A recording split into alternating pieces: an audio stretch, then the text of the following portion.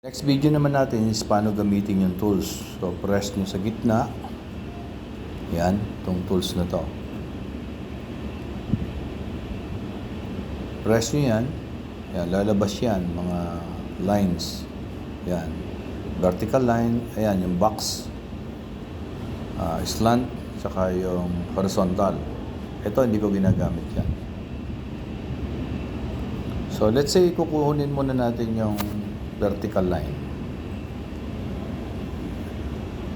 Pindutin natin itong vertical line na to. Gamitin muna natin siya.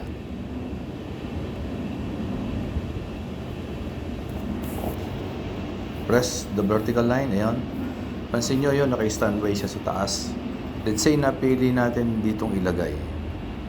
Para mailagay natin dyan yan, pipindutin natin yung candlestick na yan. Yun.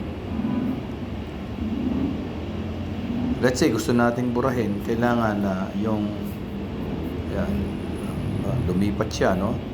So, pwede mo nyo i-drag yan, yan, yan. Dito, yan. Yan.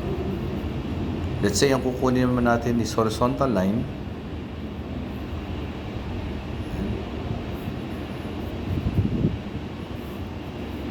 Kunin natin yung horizontal line.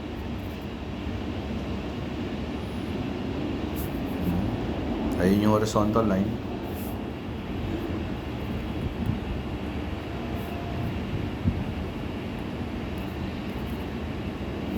Press natin yung horizontal line.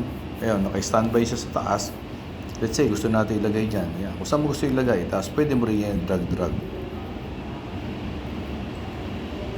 Halimbawa, gusto mong i-delete yung mga line na yan. Magdagdag pa tayo ng isang line. Yun namang ito naman to yung naka-slant. Press natin slant, ayan. O, lagay natin halimbawa dito, ayan, ayan, nakita naman, kitang-kita naman, o dito. Ayan. Ayan. Ayan.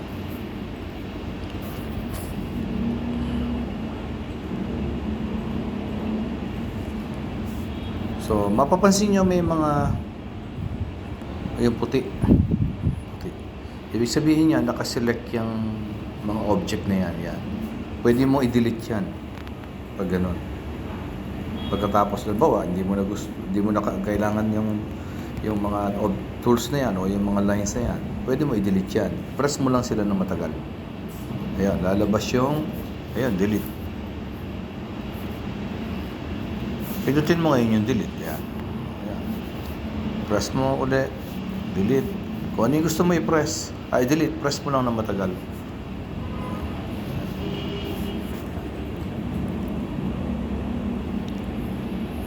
Let's say, maglagay ulit tayo. Dito, ula ulit tayo ng box naman. Box. Ayan, box. Gusto natin i-box yan. Ayan. And then gusto natin i-delete yan. Pwede balik ka doon. Ayun, makikita nyo. Ayun, merong delete sa taas. Ayan. Pwede nyo i-delete yun.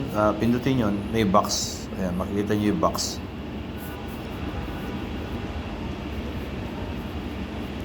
Check nyo lang yung box. Ayan. Delete nyo. Delete na siya. Ayan. So, ganun lang maglagay ng mga tools. Ganun din mag-delete. Kung paano gamitin yan, yung mga nilagay na yan, saka na natin pagsasama-samahin katulad nung paano basahin yung candlestick. Yun ang susunod natin yung mga video. Okay?